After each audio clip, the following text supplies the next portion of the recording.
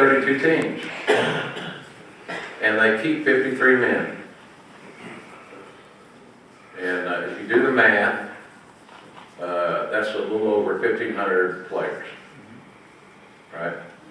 That are on a main roster in the National Football League.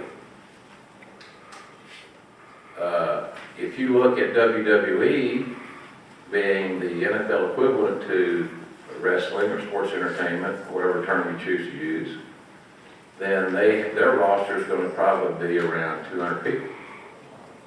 That might be a little bit generous, but let's say 200 to round it off. So it doesn't take a mathematician to figure out that numerically you have a better chance of making an NFL team than you do making a WWE roster. So my point, without being a crotchety old fart, is just trying to keep fueling our dreams, is the odds of you making it to WWE and getting on a WrestleMania card, much less headlining it, is very slim. But notice I didn't say that there was no chance. There's a slim chance. So the issue then becomes, well, how do I maximize my slim chance?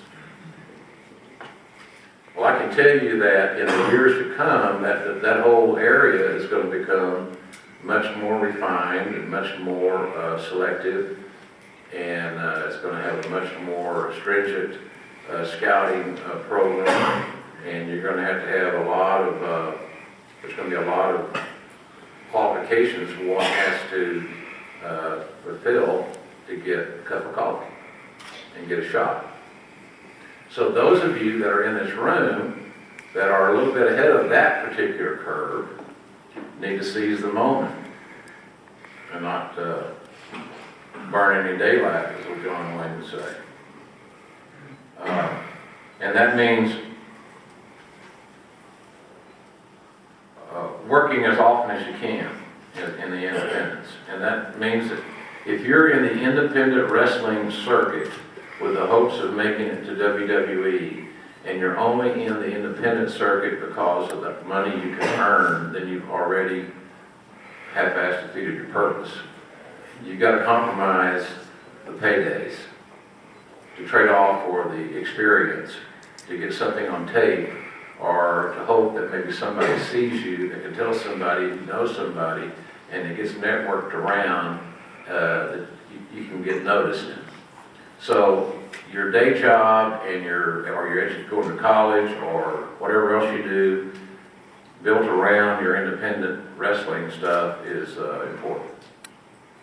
Because you gotta work. You gotta work as many times as you can. So I get all the time somebody says, well, I want to be a wrestling announcer. And I don't even know how to tell you how to be a wrestling announcer. You know, I was never, I got fortunate, I think. And I knew I wanted to be in sportscasting, but when I was a kid, I didn't know what to be wrestling. I thought I'd be a more traditional route. But I tell them this: do all the announcing that you can. Be a bingo caller. MC a pie supper. Call Little League. Be a PA announcer at a whatever you can figure out. Get behind the mic, in other words, and work.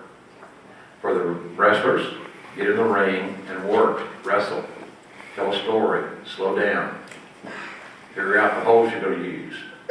Understand that applying a hold and grabbing a hold are two different things. I hate it when guys go in camp, and I stopped a drill the other day because that somebody was grabbing a arm bar.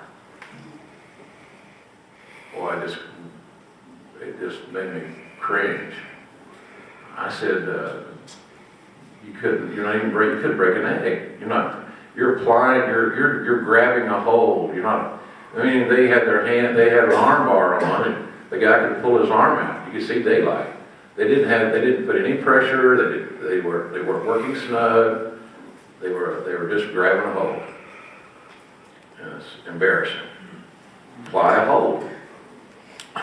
Don't hurt the guy, but you can sure he needs to know you're there.